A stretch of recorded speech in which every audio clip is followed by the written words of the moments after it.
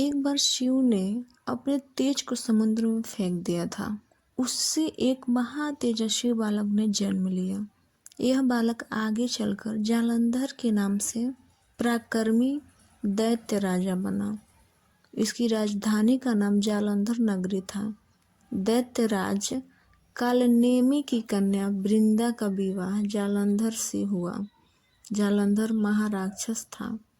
अपनी सत्ता के मद पे चूर उसने माता लक्ष्मी को पाने की कामना से युद्ध किया, परंतु समुद्र से ही उत्पन्न होने के कारण माता लक्ष्मी ने उसे अपने भाई के रूप में स्वीकार किया।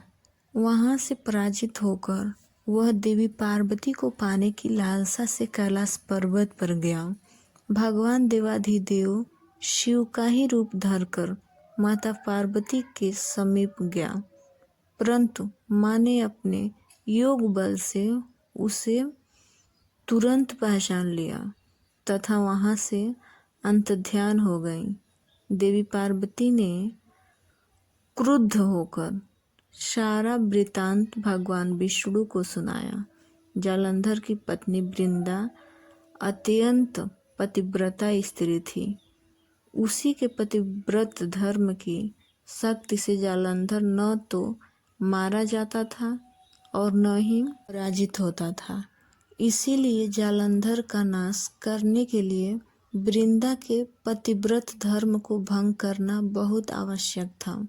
इसी कारण भगवान विष्णु ऋषि का वेश धारण कर वन में जा पहुँचे, जहाँ वृंदा अकेली भ्रमण कर रही थी। भगवान के साथ दो मायावी राक्षस भी थे। उन्हें देखकर वृंदा भयभीत हो गई। ऋषि ने वृंदा के सामने पल में दोनों को भस्म कर दिया। उसकी शक्ति देखकर वृंदा ने कैलाश पर्वत पर महादेव के साथ युद्ध कर रहे अपने पति जालंधर के बारे में पूछा। ऋषि ने अपने माया जाल से दो बानर प्रकट किए। एक बानर के हाथ में जालंधर का सिर था तथा दूसरे के हाथ में धड़। अपने पति की यह दशा देखकर वृंदा मूर्छित होकर गिर पड़ी। होश में आने के बाद उन्होंने ऋषि रूपी भगवान से विनती की कि वह उसके पति को जीवित करें। भगवान ने अपनी माया से पुनः जालंधर का सिर धड़ से जोड़ दिया, परंतु स्वयं भी वह उसी शरीर में प्रवेश कर गए। वृंदा को इस छल का तनिक भी आभास न हुआ। जालंधर बने भगवान के साथ वृंदा पतिव्रता का व्यवहार करने लगी, जिससे उसका सतीत्व भंग हो गया। ऐसा होते ही वृंदा का पति जालंधर युद्ध में हार गया। इस सारी लीला का जब वृंदा को पता चला तो उसने क्रुद्ध होकर भगवान विष्णु को हृदयहीन शिला होने का श्राप दे दिया।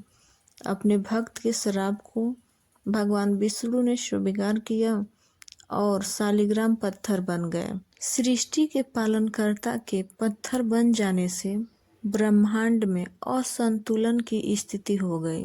यह देखकर सभी देवताओं ने वृंदा से प्रार्थना की वह भगवान विष्णु को श्राप से मुक्त कर दे।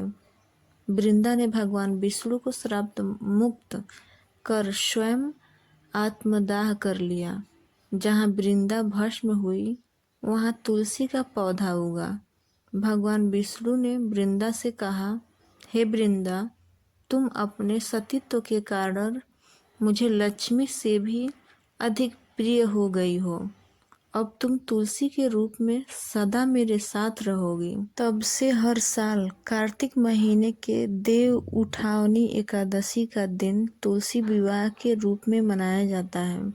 जो मनुष्य भी मेरे शालिग्राम रूप के साथ तुलसी का विवाह करेगा, उसे इस लोक और परलोक में विपुल यश प्राप्त होगा। उसी दैत्य जालंधर की यह भूमि जालंधर नाम से विख्यात है। सती वृंदा का मंदिर मोहल्ला कोट कृष्णचंद्र में स्थित है। कहते हैं कि इस स्थान पर एक प्राचीन गुफा भी थी जो सीधी हरिद्वार तक जाती थी। सच्चे मन से 40 दिन तक सती वृंदा देवी के मंदिर में पूजा करने से सभी मनोरथ पूर्ण होते हैं। जिस घर में तुलसी होती है वहाँ यम के दूत भी असमय नहीं जा सकते। मृत्यु के समय जिसके प्राण मंजरी रहित तुलसी और गंगा जल मुख में रहकर निकलकर जाते हैं, वह पापों से मुक्त होकर बैकुंठ धाम को प्राप्त होता है।